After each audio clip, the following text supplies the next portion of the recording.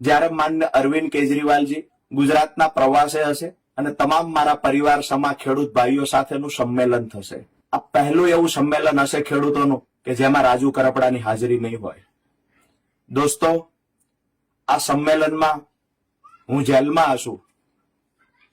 મને સ્ક્રીન પર તમે જોઈ રહ્યા હશો. આ સંમેલન સમયે હું હાજર નહીં હોય, મારા ખેડૂત ભાઈઓને મળી નહીં શકું, આ વાતનું મને દુઃખ છે. પણ ખુશી એ વાતની છે કે આજે હું જેલમાં છું તો કોના માટે છું?